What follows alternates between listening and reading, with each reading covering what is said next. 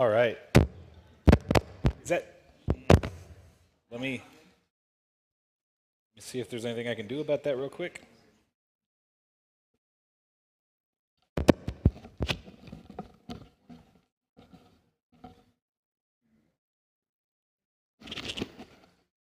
Okay, I think it was a little loose here. How we doing? Can you hear okay out there?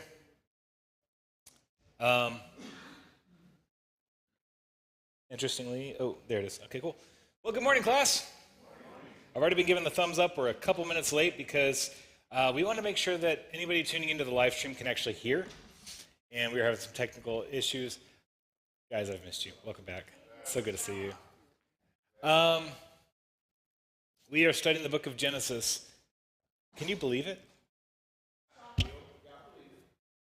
So, yeah, you believe the book?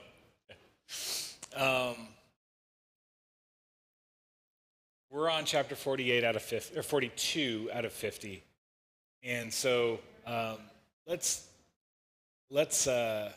get through our review super fast. God made the world, people sinned, that was bad. Flood, God restarted it. Yeah, fewer people. If Thanos read the Bible, he would know the snap wouldn't work, but whatever. If he didn't understand that, that's perfectly fine. After the flood, civilization rebuilt itself, and people got full of themselves really fast. The Tower of Babel is next, where people wanted to make a name for themselves that would last for generations and guarantee that. So the command to Adam and Eve in the garden was be fruitful and multiply and, subdue the earth, basically. And it seems like the Tower of Babel is sort of like antithetical to that. Like, no, we're all going to stay in one place. We're going to have this be the hub.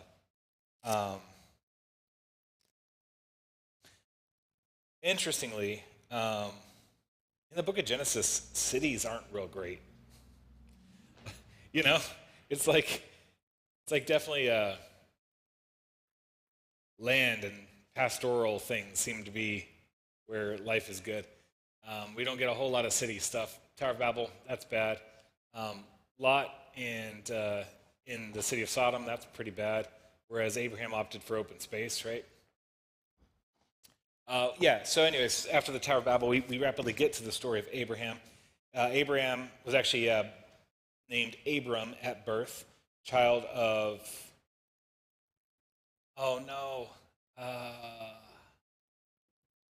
Terah. His dad's name is Terah. They were working their way toward Canaan, but Terah settled in Haran and stayed there. And when Abraham finally came of age, at 75, God called him out of his father's house and led him to the promised land of Canaan. And there, he and his wife Sarai met all the locals and had a grand old time. Met the king of Egypt. Had run-ins with various locals. God promises to Abram and Sarai again and again that he would give them children as numerous as his descendants would be as numerous as the stars in the sky and the sand on the beach. And it takes a while. And Abraham, whose name has been changed as the covenant has been reaffirmed time and time again, is approaching the century mark and still no baby. Sarai is like, well, maybe it's me. Maybe God intends you to have a child with, I don't know, maybe my hot Egyptian. I don't know if she was hot, but my young Egyptian servant girl. And Abraham, who was a man,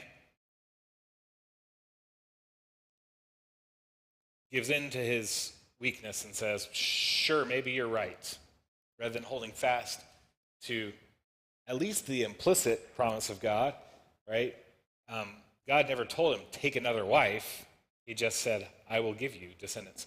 So after Abraham, I think he's Abraham at this point, and Hagar have a baby, Ishmael. As you can imagine, Sarah and Hagar don't get along very well. Hagar is kind of gloating over Sarah, and Sarah's mistreating Hagar, and, girl stuff, I guess. They send Hagar and baby Ishmael away. God sends his angel and meets Hagar and says, hey, go back. It'll be all right. So they go back for a time. And then eventually, Abraham and Sarah do have a baby, Isaac, but Isaac and Ishmael don't get along. Hagar and Sarah don't get along. And then it's time for Hagar and Ishmael to leave for good. But God still shows his favor to Hagar. She's like, I will protect you. Your son, although he might be like a wild donkey, he's going to be the father of a great nation too. The story continues to follow Isaac. When Sarah passes, Abraham realizes, my son needs a wife. I don't know if, Abraham's just not good at doing, like, making PB&Js or whatever, but he's like, we need a woman here because right? So he sends Isaac back to Haran, where his father had settled, where Abraham's father had settled, to find a wife. That's where Isaac meets Rebecca, and it's a beautiful rom-com, meet cute over watering some animals. Well, I guess Isaac doesn't meet. Abraham's servant goes, gets Rebecca, brings her home, and then they have that doe-eyed frolic across the wheat field or across the pasture as she comes home, and he's they float toward each other like a Pepe Le Pew cartoon, and then that's that. They have takes them a while to get pregnant too, despite trying. And when they finally do get pregnant, it's twins. Those twins are Jacob and Esau, famously brothers who love and care for each other and get along fabulously, right? No, in fact, you've got Esau, the manly jock, sportsman kind of guy, high in strength and constitution, low in wisdom and intelligence. And then you've got Jacob, on the other hand, who is very crafty, and it seems to be a bit of a homebody. It's easy to imagine that he might be kind of soft in comparison to Esau. Jacob's mom's favorite, Esau's dad's favorite, and y'all know about how Jacob sort of extorted or manipulated his brother into giving away his birthright, and then defrauded his father by pretending to be Esau to collect Esau's blessing. So twice over, Jacob, through dishonesty, took what was intended to be his brother's.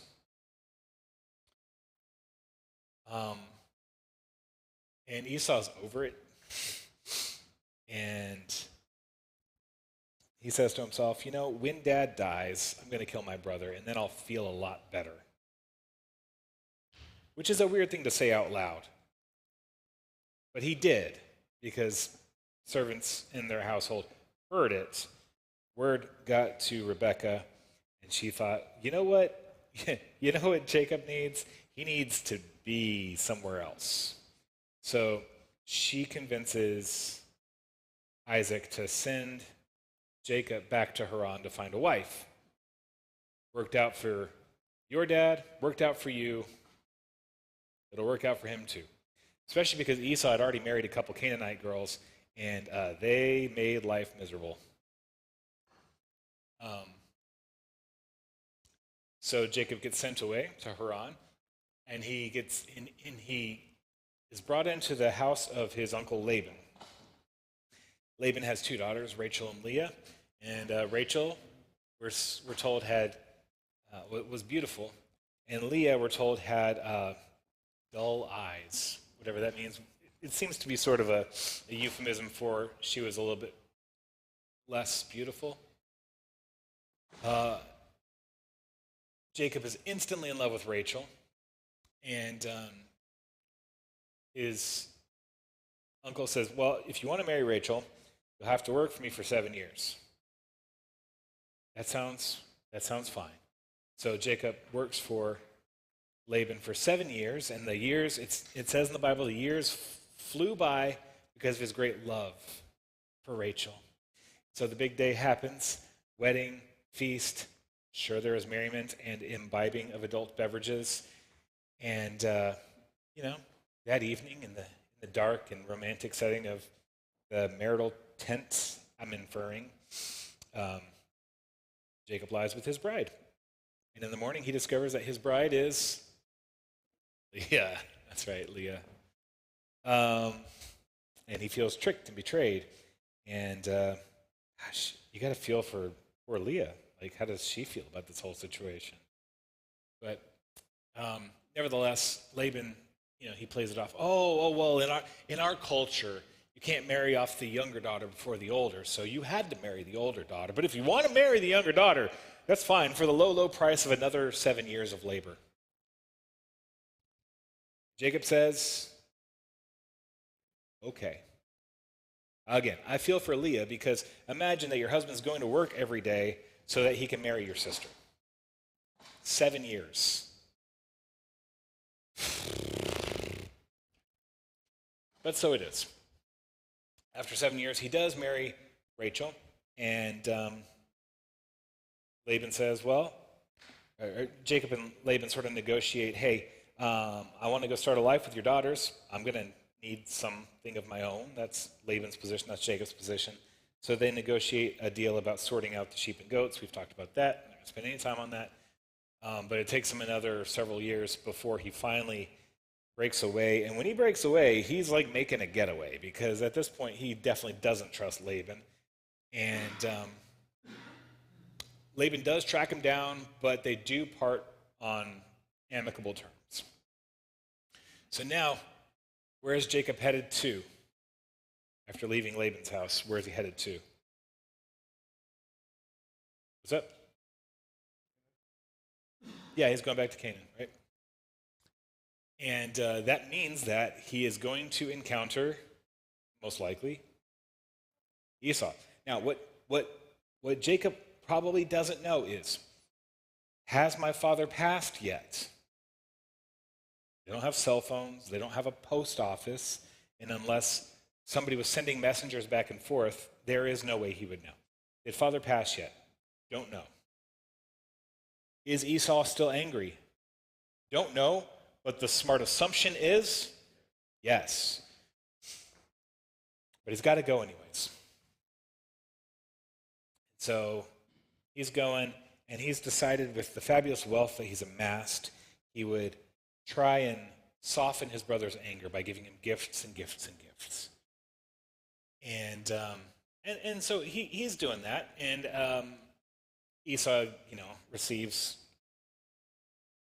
entourage after entourage bearing beautiful gifts to him.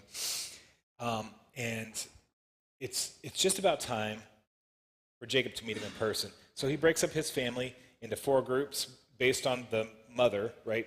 So each of the mothers of his sons and that respective mother go, and he sorts them in order from his least favorite to his most favorite. I'm going to stand on this. I know this isn't an issue. I hope this isn't an issue for you. And I just want to be super clear about this. We read about polygamy in the Bible. It's a historical fact. Whenever we read about it, it's a mess. Just because the people of God did it doesn't mean it's God's design. Just want to be clear about that. So, oh yeah. But there isn't a commandment about it. But no, you can't tell me back then they didn't know. And here, I'm going to tell you why. We're going to have a brief excursus. You guys need to know this stuff, okay? can tell it's serious, right? When was the law of God written?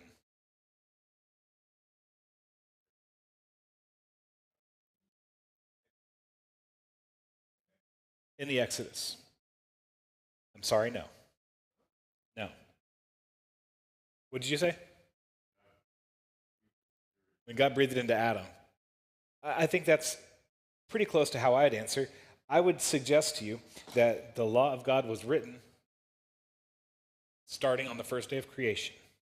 Because if you want to understand what the law of God is, the law of God is his design for his creation. Now, what Moses received in the Ten Commandments was an explicit explanation of what that ought to look like in human lives, and it's not comprehensive. There are things that are not written in the law given to Moses that are still God's law. I'll give you a couple quick examples. Gravity. Gravity is by God's design. It is God's law, and you can choose to willfully disobey it, and there will be natural consequences from that lifestyle. Right? So if I fervently with all my heart do not believe that stepping off the roof will lead to my downfall, stepping off the roof will still lead to my downfall. It's not a matter of faith or opinion. That's how God's law works. So sometimes we think about the law that was given as kind of arbitrary, God making up rules to order things.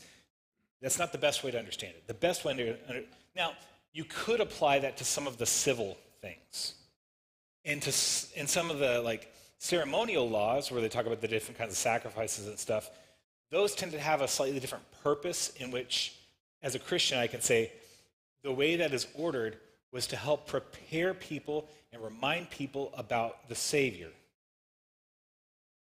But when it comes to the moral law and how people ought to live and the law that endures to this day, including the Ten Commandments, these aren't innovations for Moses. These are descriptions of how God made the world in the beginning. Does that make sense to you?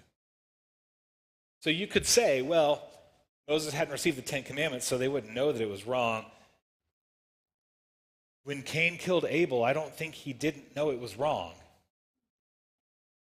But he did it anyways. Interestingly, God says to Cain, sin is crouching at your door. Well, how can it be sin if nobody told them not to do it? Well, it's sin because it's against God's design for his creation. Simple as that. Does that make sense?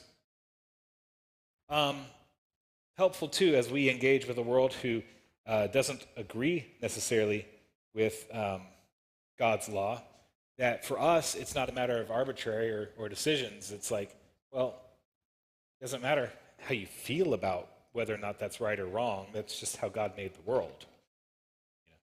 Now, from a Christian sort of pastoral standpoint with the people in your life, you probably want to proceed with tenderness and kindness in those conversations. But the way God made things is the way God made things. That's just reality. All right, so Jacob broke up his family, sending them across in batches from his least favorite to his most favorite in the end. His most favorite being, of course, Rachel and her two sons.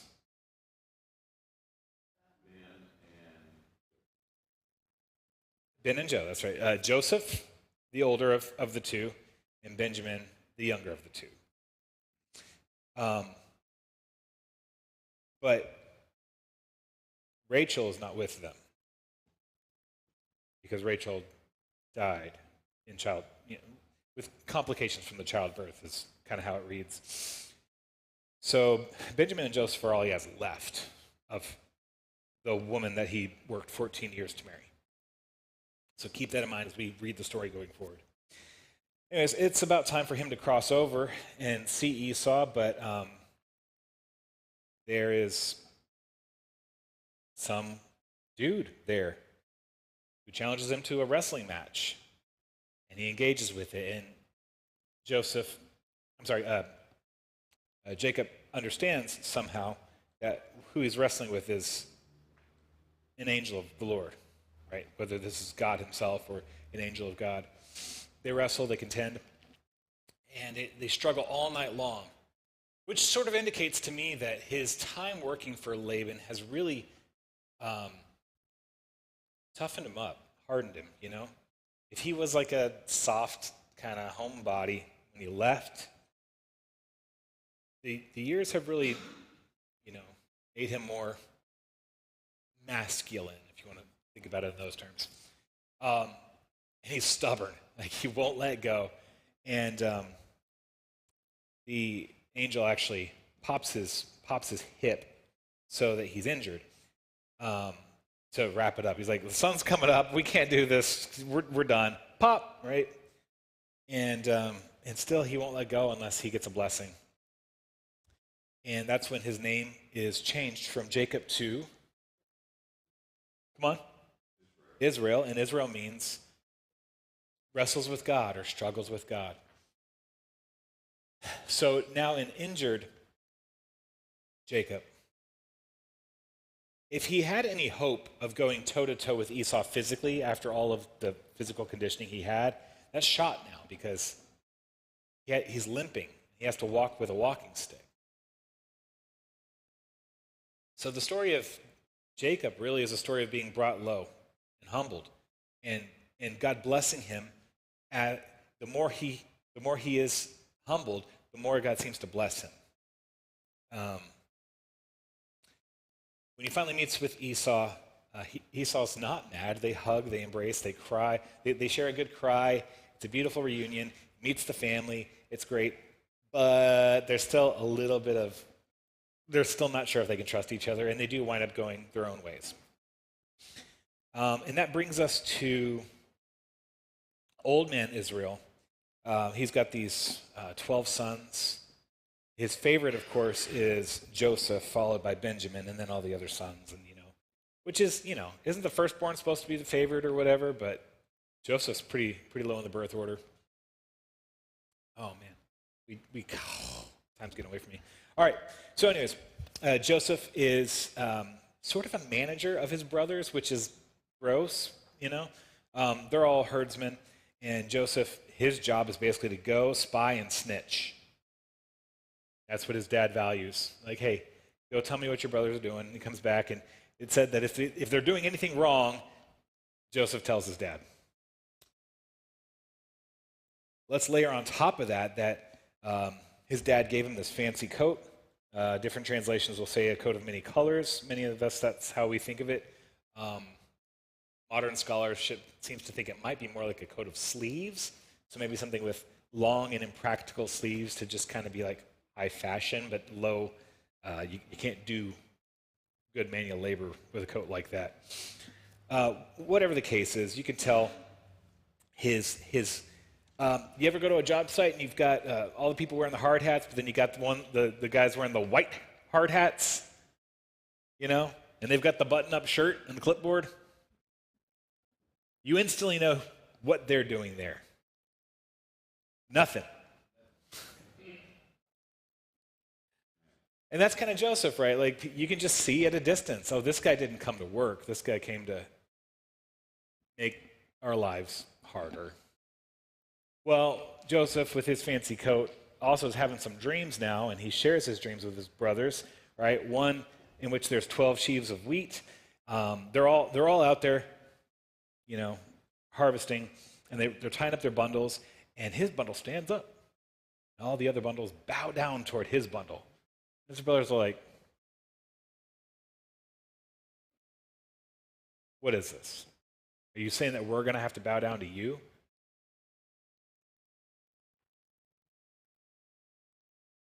And then later, he has another dream that he shares with his parents. Like, man, I had this dream, and there were these stars, roughly the same number as the brothers I have, I guess. And the sun and the moon, and they all bowed down to me. And his dad's like, Joseph, are you trying to say that your brothers, even your mother and I, are going to bow down to you? And Joseph doesn't answer in the text. You can imagine he's just like, I don't know, I was just telling you what I was dreaming. you know. Well, his brothers don't like him very much. And when they have the opportunity, he's out checking up on them, ready to snitch. They seize him, take his fancy coat, and they're going to kill him, and then bring the coat home and say, "Oh no, we found this in the wilderness. What do you think happened, Dad?" Right? But Reuben, the oldest, is like, "No, guys, we're not going to kill our brother. There's a dry well over here. Let's just toss him in there, and then he won't be our problem anymore, and then we won't have to kill him." Reuben actually intended on sneaking back later and bringing him home. But so Reuben, I don't know, he's going out for pizza or beer or whatever, right? And so he's away, and there's some merchants, Ishmaelite merchants. They sell luxury goods. They're coming on their way to Egypt, and Judah goes, actually, we could do better than leaving him here. We could sell him as a slave to those guys. And then he's out of our hair, and we made a profit, and we can still take the coat home and tell the story. So that's what they do. They sell him off into slavery while Reuben's gone. And when Reuben gets back with, I don't know, the pizza or whatever, Joseph's not there, and he freaks out. But they're stuck now. Meanwhile, Joseph is taken to Egypt. He gets sold to Potiphar, who is the captain of the king's guard. He does really well in his house. Potiphar makes him the head of his house with nobody over him except Potiphar himself. And everybody loves him. But his kind of gross wife makes inappropriate advances toward Joseph and ruins his life, and eventually accuses him of making inappropriate advances toward her, to which Potiphar has to do something. He's in a terrible spot. We talked about the household politics of all this before, so we're not going to go into all that again. So he throws him in jail, which he kind of oversees. And in the jail, he gets put in charge, and everything is going well in the jail, and the inmates seem to be doing okay, so much so that when the baker and the cupbearer who are in jail are having a bad day, Joseph notices and asks them why they're sad. Like, you're in jail. That would be a reason to be sad. But no, apparently life is good enough in the jail that he notices these guys are having a bad day. And he asks them, and they have these dreams, and he interprets them. The cupbearer is going to be restored. They're both going to have their heads lifted up, one metaphorically in a good way, one literally in a bad way, right? Cupbearer gets restored. The baker gets hung. And Joseph just says, "Hey, please remember me when you're in Pharaoh's court." And he doesn't, until Pharaoh starts having dreams of his own. And the cupbearer says, "Oh, actually, I do know a guy who can interpret these dreams." And so he brings in Joseph, and Joseph says, "Well, I can't interpret your dreams, but my God can. It's not in me to interpret your dreams, but my God can." And so Pharaoh tells him the dreams about the skinny cows, the fat cows, the skinny wheat, the fat wheat, all that kind of stuff. And he says, "Well, what's going to happen is you're going to have 7 really productive years, and then you're going to have 7 years of famine. So we're going to lay up grain during the good years so that during the famine, people will have something to eat." So I would not be happy if I was a citizen being taxed 20% of my grain when it seems like there's plenty of food to go around. And then when there's a famine, having to buy my own grain back, that would make me upset, but it's better than starving. So that's the situation we're in. Joseph, he was head of Potiphar's house and then kicked out. Head of the jail. And now he's the head of Pharaoh's court, by which I mean he's the head of Egypt. He is, for all practical purposes, the prime minister. And he's in that place because people can see God's favor on him. And a refrain you'll see in Joseph's life lately is he is constantly saying, "It isn't in me. I don't have what you need. My God does. And so he's constantly turning people's eyes toward his God. That brings us up to Genesis 42. Let's go. When Jacob learned that there was grain for sale in Egypt, he said to his sons, "Why do you look at one another?" And then Reuben doesn't have more grain than Judah. The solution isn't here. Why do you look at one another? And he said, "Behold, I have heard that there is grain for sale in Egypt. Go down and buy grain for us there, that we may live and not die." So 10 of Joseph's brothers went down to buy grain in Egypt. But Jacob did not send Benjamin, Joseph's brother, with his brothers, for he feared that harm might happen to him. Is he afraid that the Egyptians will hurt him? That the travel will be too much? Or is he a little suspicious or maybe nervous that maybe the 10 brothers might not have Benjamin's best interests at heart? It doesn't say in the text. But remember Jacob's story. He's not a dummy.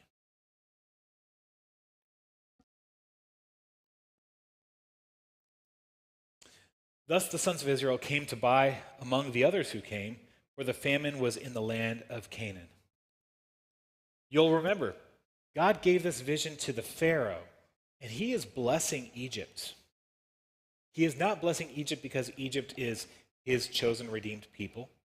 They are not prosperous under God's hand because of their righteousness or his special election for them. But he is using Egypt, I think in part because they're well suited to accomplish what God wants to do, which is a number of things, but at least if you're an Egyptian trying to understand it all, save lives, first and foremost. Provide for the people. This is the standard that God has for the secular government. He did not call Egypt to be the church.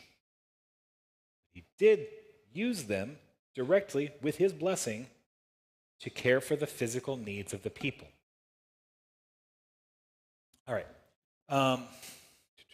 Thus the sons of Israel came to buy among those that came. Now, Joseph, verse 6. Now, Joseph was governor over the land. He was the one who sold to all the people of the land. And Joseph's brothers came and bowed themselves before him with their faces to the ground. Yeah. Joseph saw his brothers and recognized them, but he treated them like strangers and spoke roughly to them. "Where do you come from?" he said. They said, "From the land of Canaan to buy food." And Joseph recognized his brothers, but they did not recognize him. Joseph remembered the dreams that he had dreamed of them. Remind me, real quickly, what was the dream that Joseph had about his brothers that he shared with his brothers? What was the image? No, not that they bow down to him. What was the image? No, I don't interpret. I want to know what he saw in his dream. Bushels of grain bowing down to his. Now, yes, there is a metaphorical interpretation of this which says his brothers bow down to him. That's what's happening. But interestingly, it's almost literal too. Their grain is inferior to his grain. Their grain is lower than his grain. So that dream that he had works on both levels, both a nearly literal interpretation as well as the sort of personified metaphorical interpretation. The grain it is grain. It's also his brothers, right? So he's remembering this all. Wow, interesting. Why? Interesting that God chose that image to be the dream, right? Which suggests that God had more meaning packed into the vision than they knew when it was first received. This is also true of other prophecy and vision throughout Scripture. I am firmly convinced that, and we've talked about this a little bit in our Revelation study, that sometimes the person who receives the vision or the message, they might not personally understand it all, and that's okay. God who gave the vision knew what he intended. All right, let's keep going. Joseph remembered the dreams that he had dreamed of them, and he said to them, "You are spies. You have come to see the nakedness of the land." The nakedness of the land meaning, their fields aren't producing, right? So he's saying, you've come to assess our weakness. You're trying to see if we're ready for invasion, Does he believe this? Does Jacob believe this? No. Now, why do you suppose they don't recognize him? What's that? Well, yes, they thought he's dead. What else?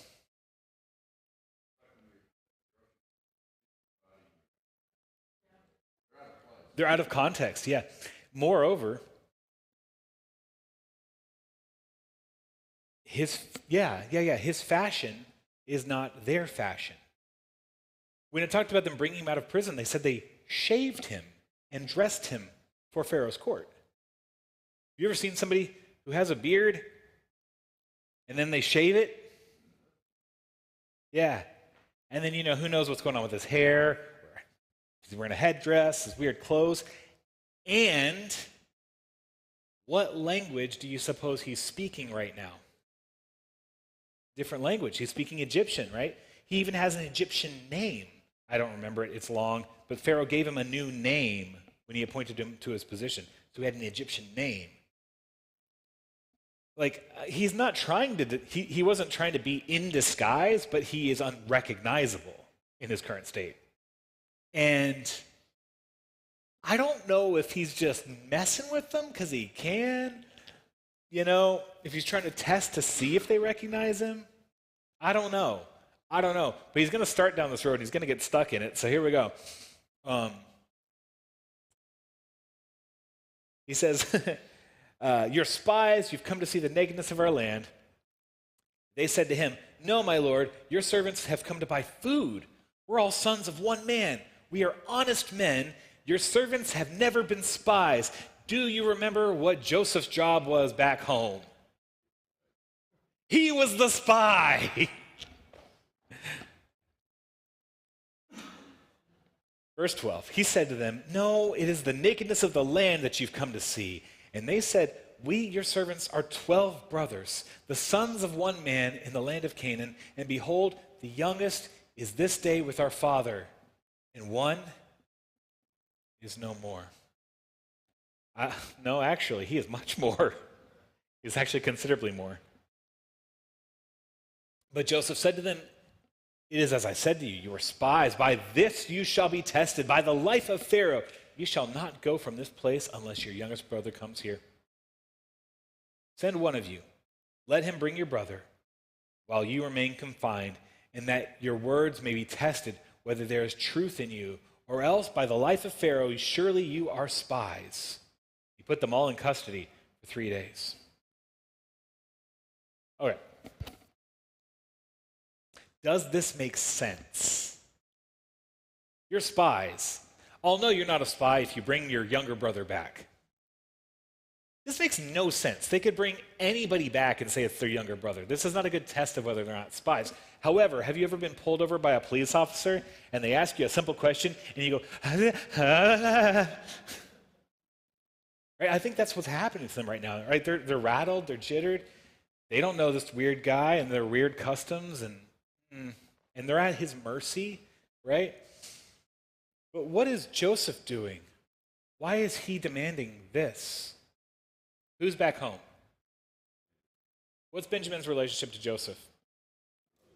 His only full brother, right? So I think maybe this is a testing to see how they're treating Benjamin in his absence. Is he okay? Maybe he just would really like to see him. And this is him just trying to manipulate the situation so that can happen. So they're in jail. Although if you know anything about the jails that Joseph runs, might not be so bad. Right? They're in custody, right? So maybe not jail, but they're in custody. So on the third day, Joseph said to them, verse 18, Do this and you will live, for I fear God.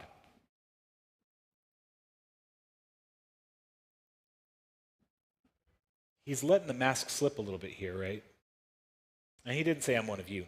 But there's really no reason to think that throughout Egypt, all the Egyptians worship their God. But he's letting his brothers know, I am a pious and faithful man, like you are. I worship the same God as you. At least I think that's what's being said here. If you are honest men, let one of your brothers remain confined where you are in custody, and let the rest go and carry grain for the famine of your households, and bring your youngest brother to me, so your words will be verified, and you shall not die. And they did so. You'll notice he has altered the terms to be considerably more favorable. At first he said, send one and I will keep the rest. Now he's saying, you know what, actually, I'll keep one and the rest of you can go. But you got to come back. Keeping your brother as collateral.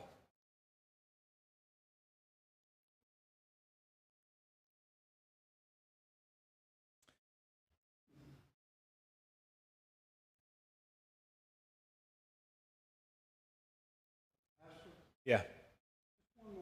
One additional thought on the recognition of it. Yeah. We see throughout the Bible spiritual blindness. Mm. And I mean, how many times was Jesus not even recognized by his own disciples? Even Moses wasn't recognized. Yeah. You see this pattern many times. I call it spiritual blindness. I think too that's and all those other reasons, I'm sure Joseph looked totally different, but I think that spiritual blindness is a theme that is used throughout. Yeah. And I think it's important to keep that in mind. Yeah. They have eyes, but they don't see, right? That is definitely a refrain we get throughout Scripture. Now, it's worth bearing in mind. It's really easy when you get farther into Scripture to sort of put the people of Israel on a spiritual pedestal, right? They're God's special people and whatever. These are the patriarchs of that family. And they're kind of a mess, right? Blind, jealous, fearful. Let's get a little bit more in. One of the other things I want to note: not only is he sending them home, he's sending them home with grain. So it's not even like he's frozen their accounts. He's actually sending them home with the grain. Probably because Joseph wants to make sure his family's eating. He doesn't say that, of course. Then they said to one another, in truth, we are guilty concerning our brother, in that we saw the distress of his soul when he begged us. We did not listen. That is why this distress has come upon us. The implication here, they're saying, an uncharitable reading would be something like, they're saying, well, I guess karma is catching up to us. And I don't think it's karma. I really do think they're thinking, this is God punishing us for how he treated Joseph.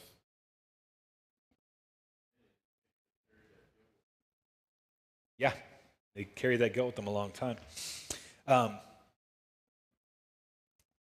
And Reuben answered them, did I not tell you not to sin against the boy? But you did not listen. So now there comes a reckoning for his blood.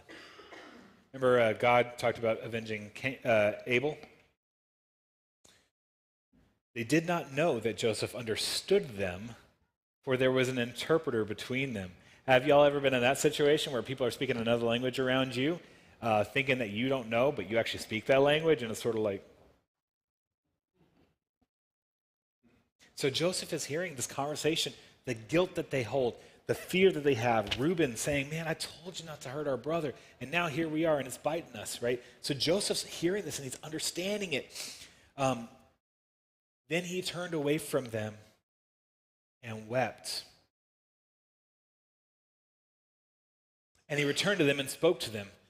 And he took Simeon from them and bound him before their eyes. And Joseph gave orders to fill their bags with grain and to replace every man's money in his sack, and to give them provisions for the journey. This was done for them. Remember, for 7 years, the Egyptians have been taxed 20% of their grain.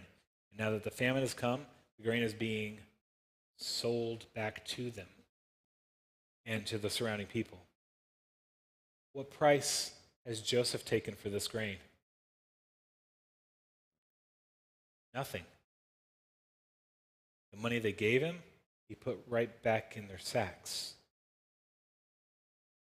We're almost out of time, so I'll just tell you, they don't know that. They're speaking, presumably, Hebrew with one another. He's speaking Egyptian with his people. Only Joseph knows everything that's happening right now. And the interpreter, I presume. Let's see what happens when they find out next week. So we'll be looking at, we'll restart at verse 24, I guess. We'll do Genesis 42, verse 24, starting next week. Is that right? Or is it Fifth Sunday? Maybe that's Fifth Sunday.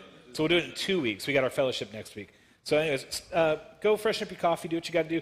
Come on back for worship, and we'll see you in a bit.